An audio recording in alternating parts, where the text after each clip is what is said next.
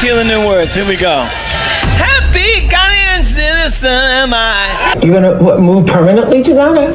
I am. You are? Why? Because I don't want to see my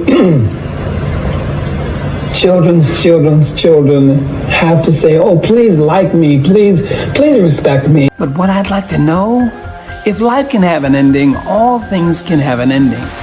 Systemic racism can have an ending. Police brutality can have an ending. Economic repression of black and brown people can have an ending.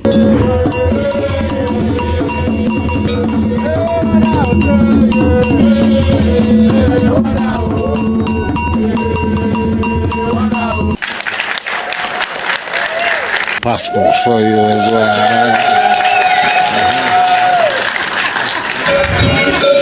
I have a question for you, ladies and gentlemen. What will make a global icon, a legend like Stevie Wonder, say, I need to leave America and settle somewhere else? Not for money, not for fame, but for something deeper, something many people are still searching for: respect, dignity, and peace. And the place he chose around the whole world was Ghana. Stay with me a little while as we dive deep into this conversation, and you are going to understand better, because what you're going to hear Stevie Wonder say is going to blow your mind and is going to lead you to ask yourself lots of questions. Ladies and gentlemen of the jury, if this is the first time you're coming across my channel, make it a point to hit the subscribe button, like the video, share the video, and go to the comment section. Let me know what you think about this very conversation. To my new viewers and my returnees, I say thank you so much, but please make it a point, join the growing movement. And to my subscribers, can't thank you enough. Thank you so much for being with me since day one. Now let's get straight into this very conversation because it's important. Some years ago, in a deeply emotional conversation with Oprah Winfrey, Stevie Wonder, the legend, didn't just talk about moving. He revealed a truth that echoes across generations of most black people around the world. And he said clearly he wants to see his children and his children's children grow up in a place where they don't have to constantly demand and beg and ask to be respected. And that statement alone carries decades of history. I promise you, if you do the right thing, I'll give you this song. I'll give it to you. You can have it. Because I want to see this nation. Why? Because I don't want to see my children's children have to say, oh, please like me, please respect me, please know that I'm important, please value me. So Stevie Wonder, the legend, first visited Ghana in the 1970s, around 1973, and what he found there wasn't just a country. In his words, he found something many people spend their lives searching for: a sense of belonging, a place with a strong communal spirit, where people are connected, where culture is alive and identity is not questioned but embraced. Fast forward until 2024 when he landed in Ghana.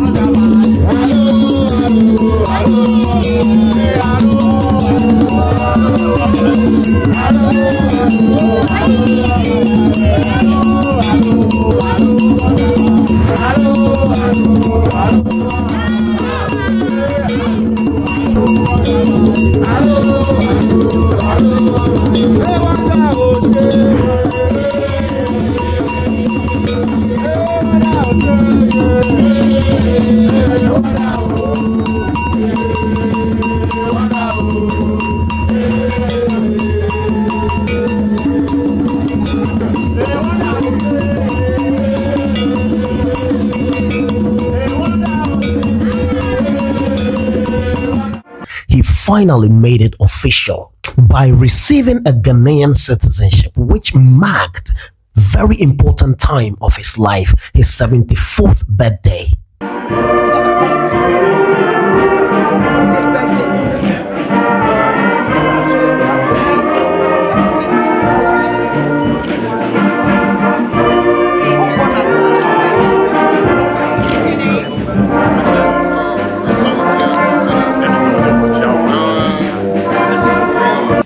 So when I say I, the Mr. Stevie Wonder, you please mention your name. So I, Stephen Morris,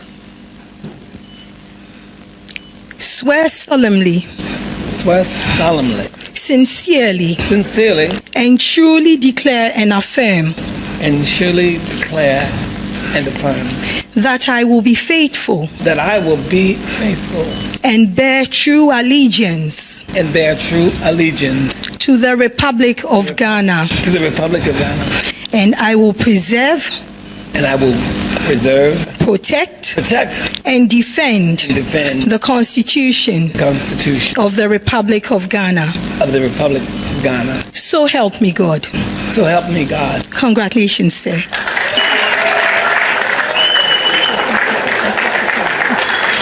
A resounding round of applause, please. A resounding, the freshest and the newest Ghanaian. Thank you so much, Mr. Steve Wonder. So I'm giving you two documents. First of all, the certificate of registration as a citizen of Ghana.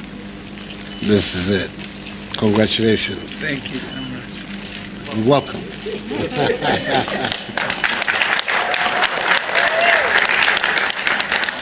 To complete the documentation, I've also a passport for you as well.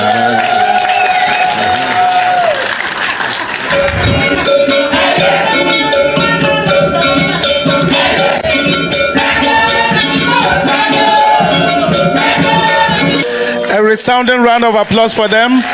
Thank you, Ghana National Dance Ensemble. I stand before you today to preside over a momentous ceremony, the conferment of Ghanaian citizenship upon the legendary musician, humanitarian, and global icon, Stevie Wonder. His welcome represents a vivid manifestation of the goals of the Year of Return, which we commemorated in 2019, as a bridge between the African peoples on both sides of the Atlantic. In conferring Ghanaian citizenship upon Stevie Wonder, we not only extend our warmest embrace to a beloved son of Africa, but also reaffirm our belief in the enduring spirit of Pan-Africanism and the global African family. Today's ceremony brings starkly to mind a favorite and oft-cited statement of the famous Jamaican reggae star Peter Tosh, who once said, quite rightly, and I quote, "Don't care where you come from, as long as you're a black man, you're an African," unquote. May God continue to bless Stevie Wonder and us all, and may God bless Mother Africa and our homeland Ghana, and make them great and strong.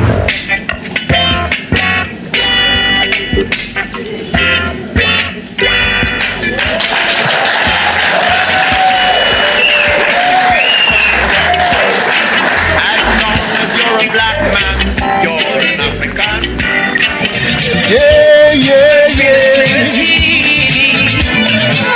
Whoa, whoa.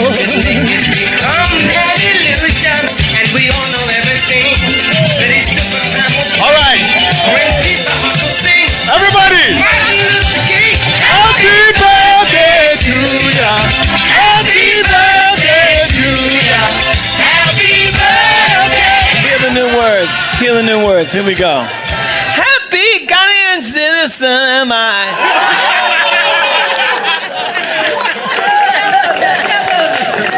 That was not a great voice, but I'm so excited. For me to have what I've been given today is like starting a new life. But you know what's amazing is I remember coming here in the 90s, and I remember the essence of just being here in Ghana for the first time. And it reminded me so much of how it felt when I was first born, coming from my mother. The essence of, I guess it's just the lineage. I felt Ghana. I felt my civilization was there, and I was there where it began. So I thank all of you so very much. But you know, I always say this is just the beginning of the best part of the rest of my life to do God's purpose. Thank you. He said something very significant. And in this interview with Oprah Winfrey, you could see the legend's heart was really heavy. And you could feel it as well. Then it never stopped there. On Good Morning America, this is what the legend said. Hi, this is me. This past Friday, many of us celebrated Juneteenth. I did. And yet so many others didn't and haven't. As a matter of fact, there are 3 states that still do not recognize it: North Dakota, South Dakota, and Hawaii. How did it feel to celebrate freedom that we're still fighting for? It felt and feels too familiar. I know that dance. I've heard those songs. It was an 18-year fight to get Dr. Martin Luther King Jr.'s birthday a national holiday. Yet, it was a fight I was not willing to lose. It was a fight that many of you joined, and I thank you. But here we are again and again and again and again. I'm not one who make believes. I know that leaves are green. They only turn to brown. When autumn comes around, I know just what I say. Today's not yesterday. And all things have an ending. But what I'd like to know is, when will the day come that we let hate go? Or do I have to concede that for human beings, it's just impossible? But if life can have an ending, all things can have an ending. Systemic racism can have an ending.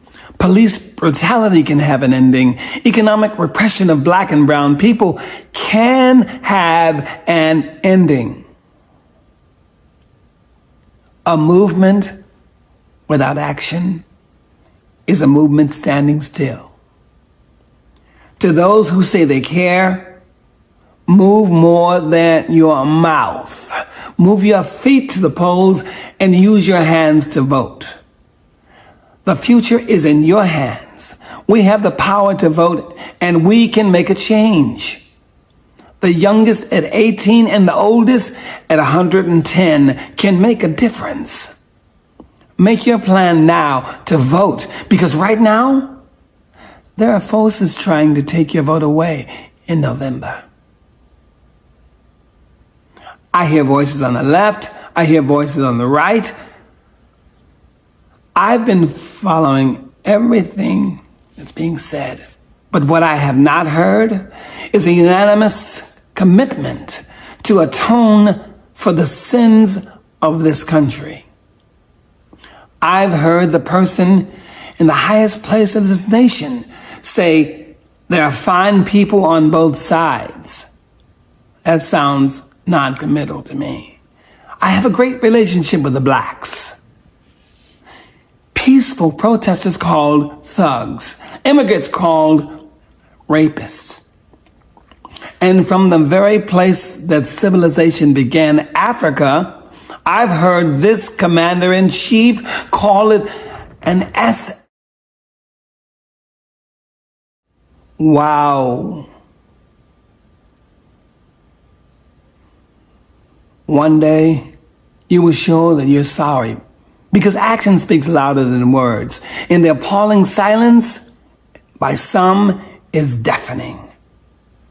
The only way any of us can show repentance is by how we live, not what we say. Lift your heart to the now, for the forever. Change those words into action. Black lives do matter. And this is not another digital, viral trend moment or hashtag. It has to be the beginning of an end of all this bull-ish. It is our lives, literally. Yes, all lives do matter, but they only matter when black lives matter too. You know, it's a sad day when I can see better than your 2020 vision.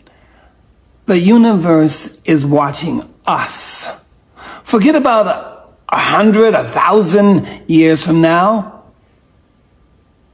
What will we have done by this time next year?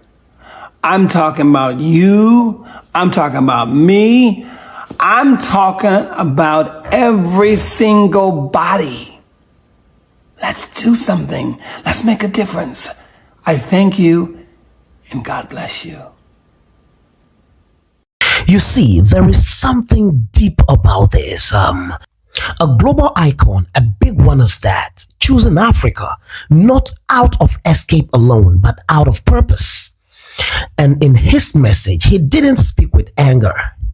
He spoke with clarity. He spoke about building a future, about unity, about creating a world where dignity is not negotiated, but guaranteed. This is why his move matters, because it forces a question. If someone who has seen the very peak of success in America still feels the need to find peace, identity, and belonging elsewhere, then what does that say about the system?